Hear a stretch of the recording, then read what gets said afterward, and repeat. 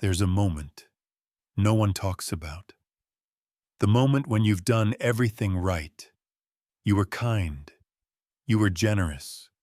You showed up. You listened. You stayed late. You cared. And they still walked away. Cold. Indifferent. Maybe even disgusted. And you're left standing there, wondering, how did warmth become weakness? Why does your softness invite silence? Why does your empathy earn you emptiness? You start to notice a pattern. The more available you are, the more invisible you become. You say yes often. You check in first. You offer without being asked. And somehow that makes them respect you less. You remember times when you tried being colder, a little more distant, a little less on call. And strangely, they leaned in. But that's not who you are. You were raised to be kind, taught to be gentle, told that goodness would come back to you. So you double down. More nice, more helpful, more emotionally open. But instead of being loved, you get overlooked. Instead of being cherished, you become an option, a doormat, a maybe later, and now the question won't go away. Does your warmth attract coldness? Here's the uncomfortable truth. Your vulnerability became a liability. Not because vulnerability is wrong, but because you gave it to the wrong people at the wrong time without boundaries. And society never warned you. In fact, it told you the opposite. It told you, be the nice guy. Be available. Be warm. Be open. And you believed it. You practiced it. And now you're quietly breaking inside. Alone. Ignored. While the cold men get the respect that your warmth never did. Let's talk about why. Let's talk about the lie they told you and the man you were never allowed to become. They conditioned you early. From cartoons to classrooms, you were told that if you were nice, good things would happen. Be polite, be helpful, be liked, and life will reward you. But no one told you that likability is a currency with an expiration date. You were programmed to chase smiles, to make others comfortable, to never disrupt the room. And slowly you became allergic to conflict, addicted to approval. This is what we call likability conditioning. The belief that being liked is the same as being respected. But it's not. Because respect doesn't come from how warm you are, it comes from how solid you are.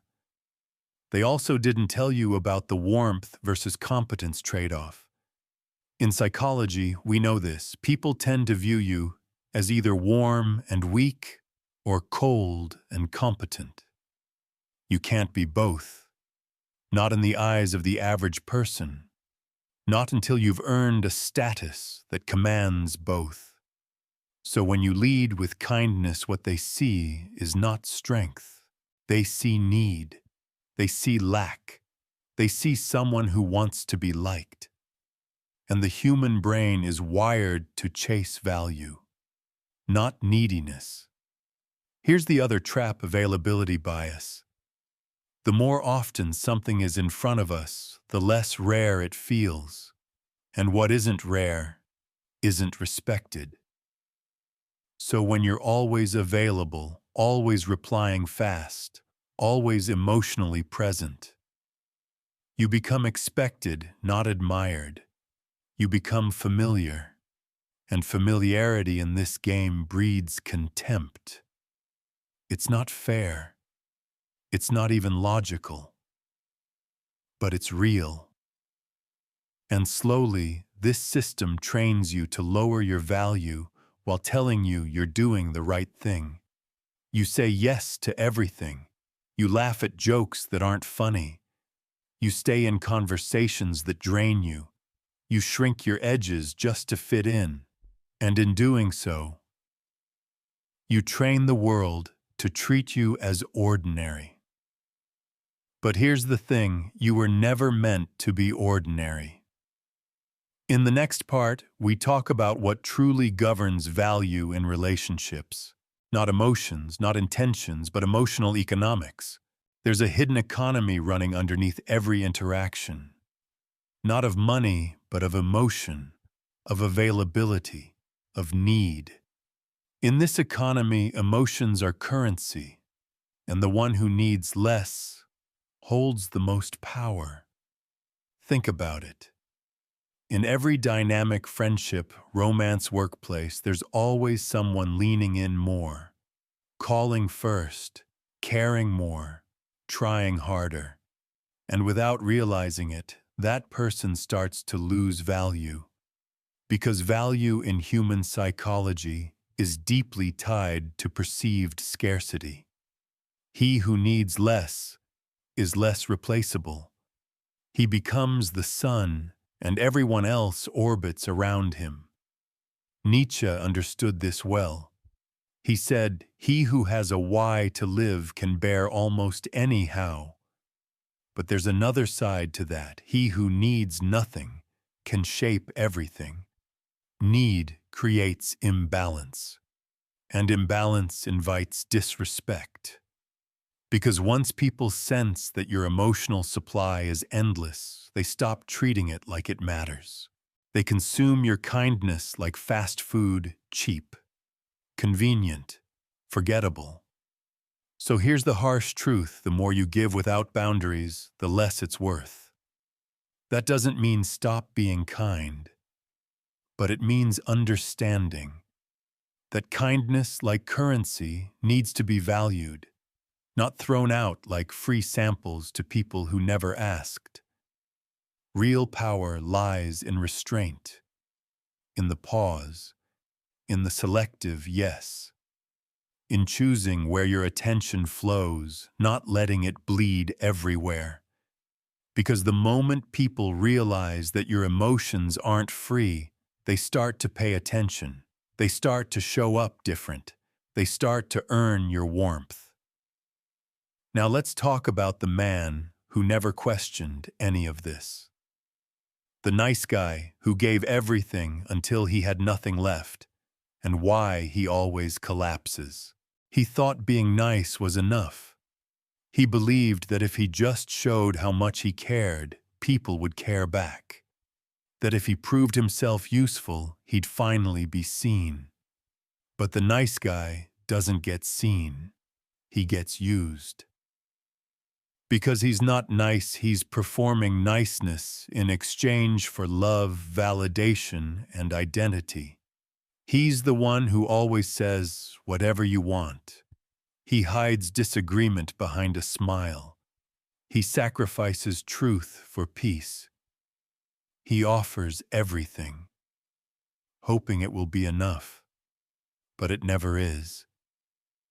Because behind that smile is a man afraid of his own edge, afraid to say no, afraid to disappoint, afraid to be disliked. So he plays safe, plays soft and slowly, plays himself into invisibility. This is the psychology of the people-pleaser. A man disconnected from his own center, so he orbits others, trying to earn space in their worlds by erasing his own. But here's what the nice guy doesn't know. Masculinity isn't about being agreeable. It's about having presence, boundaries, conviction. It's about being willing to walk away, to say no, to stand alone if needed.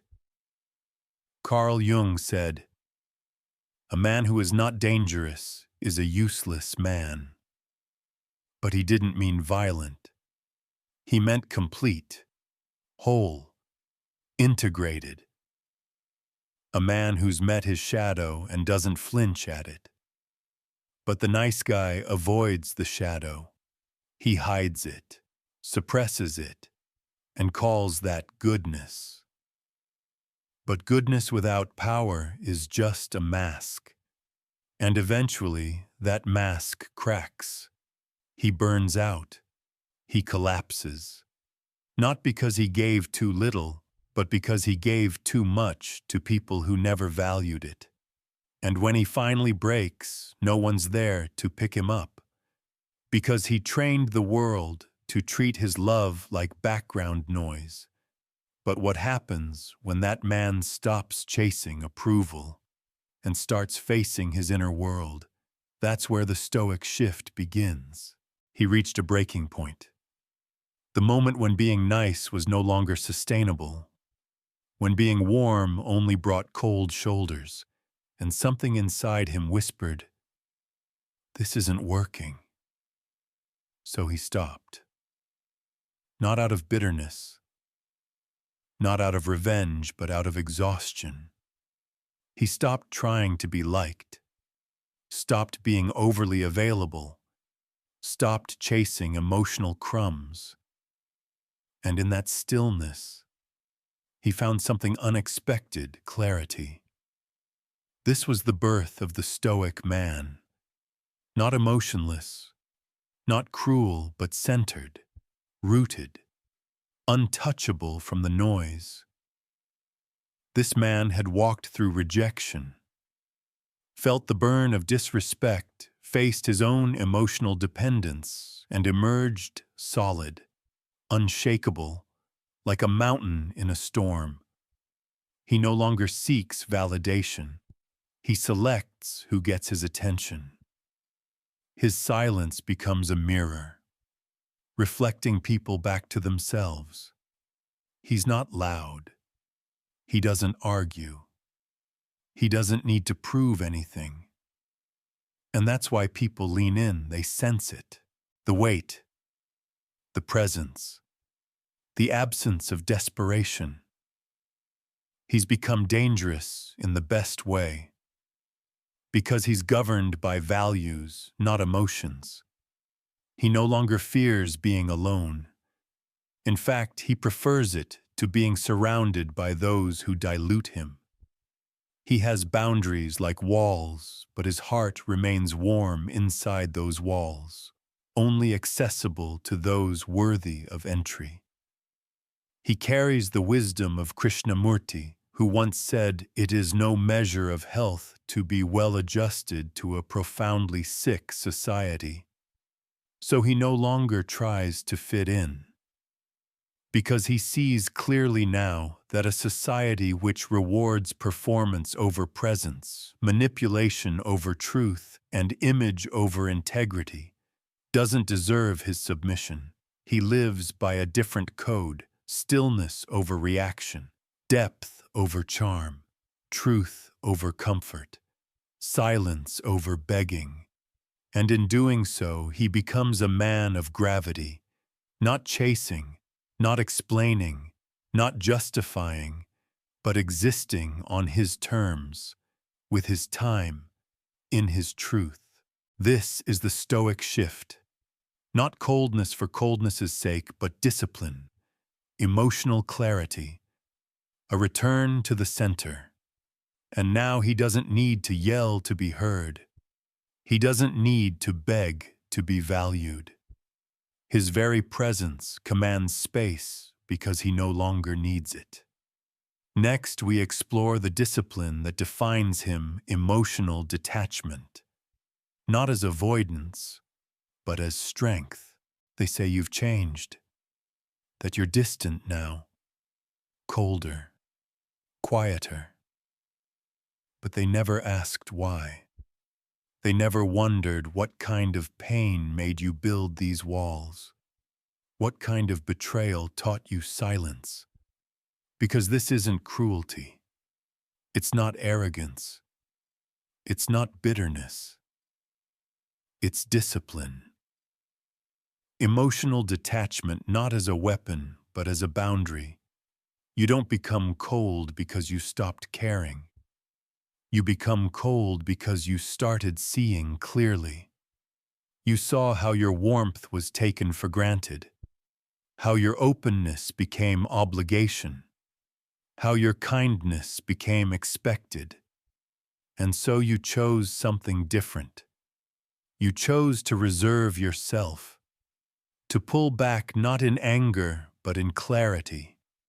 This is emotional discipline, the ability to feel deeply without leaking endlessly. It's the art of knowing when to speak and when to stay silent, when to offer and when to protect. It's not indifference, it's control.